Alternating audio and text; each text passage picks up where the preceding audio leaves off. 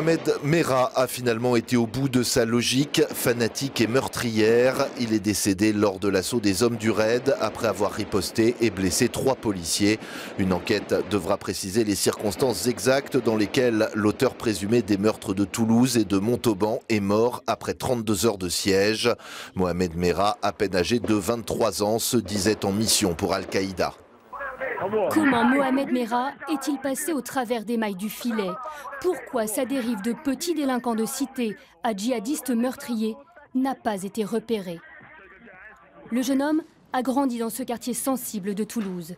À son casier, une quinzaine de condamnations, dont une peine de 18 mois de prison.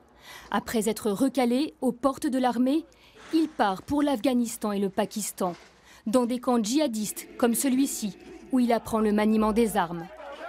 À son retour, ses proches le trouvent changé, certains l'accusent même d'endoctriner les petits. Il est quand même venu dans le quartier habillé avec une tenue similaire militaire, avec un sabre. La police avait été avisée, apparemment il avait été entendu.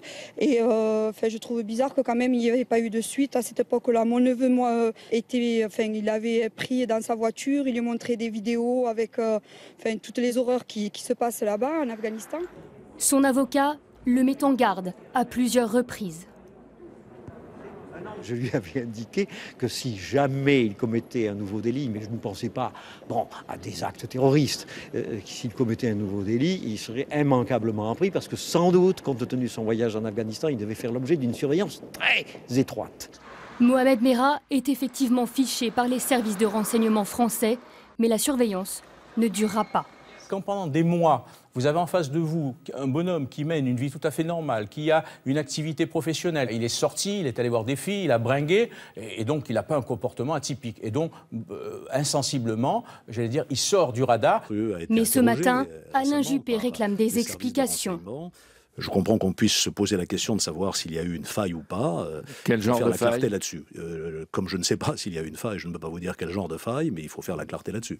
L'enquête devra dire notamment si Mohamed Merah agit en loup solitaire ou pour le compte d'une organisation structurée.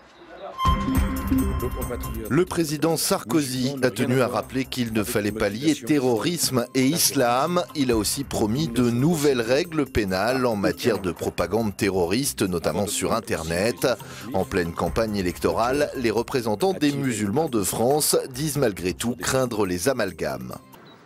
Unis contre le racisme, l'antisémitisme et les amalgames, hier, élus locaux et représentants des communautés juives, musulmanes et chrétiennes se sont rassemblés devant le mémorial du camp de Drancy, un lieu symbolique choisi par l'imam Hassan Chalgoumi pour réaffirmer leur volonté de mieux vivre ensemble. La perte de la récupération des extrêmes, vous savez très bien, cette communauté elle est en otage entre l'extrémisme et le racisme. Et ces deux-là, ils vont récupérer. Les extrémistes ils vont récupérer par vengeance et le racisme aussi. Ils vont le récupérer par haine. Les musulmans de France, ils n'ont rien à voir avec ces fanatiques. Ils n'ont rien à voir, ni l'islam, ni innocents de tout ça. Dans cette mosquée de Montpellier, l'imam redoute l'amalgame entre l'islam qu'il prêche et le fondamentalisme dont se revendique Mohamed Merah. Un piège dans lequel tombent de jeunes musulmans. Je vois beaucoup de jeunes qui ne se réfèrent pas aux imams de France. On n'est pas une référence.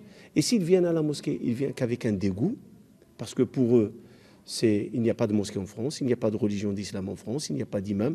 Les imams, ils se trouvent ailleurs. Donc, ni les fatwas, ni les consultations, ni la religion, ils ne font pas partie de notre société. Il faut dire les choses comme telles. Ces jeunes ne font pas partie de notre société. À Toulouse, lieu du drame, c'est la même consternation. Excusez-moi le mot, c'est un lâche. Donc normalement, cela n'a rien à voir avec la religion. Ça n'a rien à voir avec l'islam, ni avec le judaïsme, ni avec le christianisme. Allons enfants de la patrie. À Drancy, à la fin de la cérémonie, les 200 personnes présentes, officielles et anonymes, ont entonné la Marseillaise pour rappeler leur attachement aux valeurs de la République.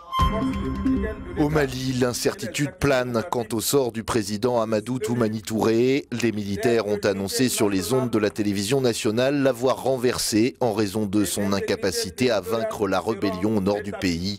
On ignore où se trouve le président malien. Au plan diplomatique, Paris et Alger se sont déclarés extrêmement préoccupés par les événements en cours à Bamako. Une élection présidentielle devait avoir lieu fin avril.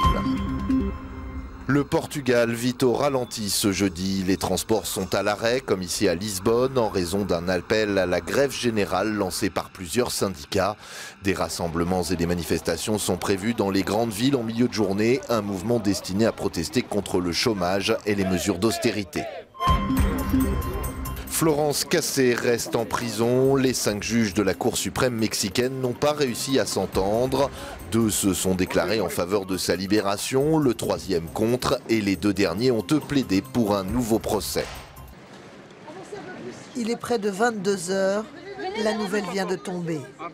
La mère de Florence Cassé, les yeux rougis, est visiblement abattue. La déception est immense. C'est vrai que j'ai une colère énorme, c'est complètement évident. Je suis extrêmement triste, je suis déçue, je suis choquée même. Qu'est-ce que je peux vous dire? On est reparti pour des mois, c'est affreux, je suis même pas près d'elle. 5 magistrats siègent à la Cour suprême de Mexico. La majorité a reconnu que les droits de Florence Cassé avaient été bafoués. Mais malgré cela, tous ont voté son maintien en détention. La Cour suprême demande un autre rapport pour trancher. Elle décidera alors d'une éventuelle libération ou d'un second procès. Mais aucune échéance n'est donnée. Cela pourrait prendre des mois. Hier, il aura fallu quelques heures pour que l'horizon de Florence Cassé s'assombrisse à nouveau.